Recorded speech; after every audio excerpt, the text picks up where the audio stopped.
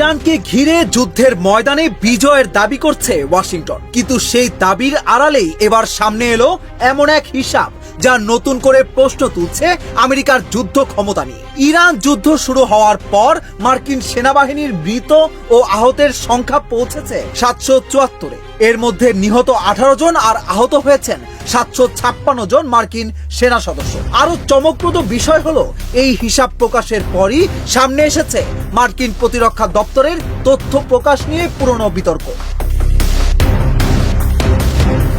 মার্কিন প্রতিরক্ষা দপ্তরের সর্বশেষ তথ্য অনুযায়ী গত 28 ফেব্রুয়ারি ইরান যুদ্ধ শুরু হওয়ার পর এখন পর্যন্ত মোট 774 জন মার্কিন সেনা সদস্য হতাহত হয়েছেন।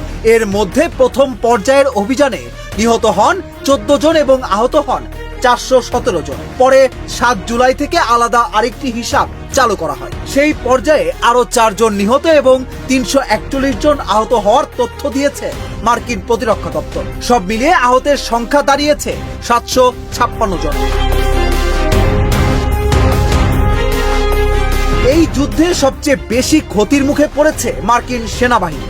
দুই পর্যায়ে হিসাব মিলিয়ে সেনাবাহিনীর 11 জন নিহত এবং 589 জন আহত হয়েছে। I think this is the best way to strengthen the US alliance.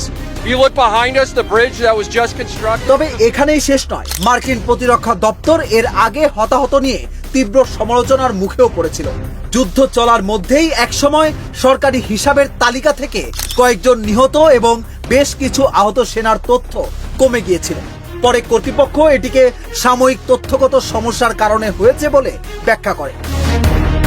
এদিকে নতুন হিসাব এমন এক সময় এলো যখন ইরান ও যুক্তরাষ্ট্রের মধ্যে আলোচনা কার্যত অচল অবস্থায় রয়েছে এবং হরমুজ প্রণালী ঘিরেও উত্তেজনা অব্যাহত।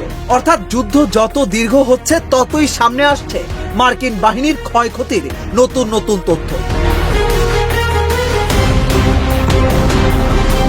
ওয়াশিংটন ইরান যুদ্ধে সাফল্যের বার্তা দিতে চাইলেও পেন্টাগনের নিজের প্রকাশ করার সংখ্যাই এখন সামনে আনছে অন্য এক বাস্তবতা। 774 জন হতাহত এটি শুধু একটি সংখ্যা নয়, এটি প্রায় 6 মাসের সংঘাতের একটি বড় মানবিক ও সামরিক মূল্য। আর সবচেয়ে বড় প্রশ্ন এখন অন্য জায়গায়। যদি যুদ্ধ আরো দীর্ঘ হয় তাহলে এই সংখ্যা শেষ পর্যন্ত কোথায় গিয়ে দাঁড়াবে? কারণ ইরান যুদ্ধের ময়দান যতটা উত্তপ্ত, তার হিসাবের খাতাটিও ততটাই ভারী হয়ে উঠছে দিনে দিনে।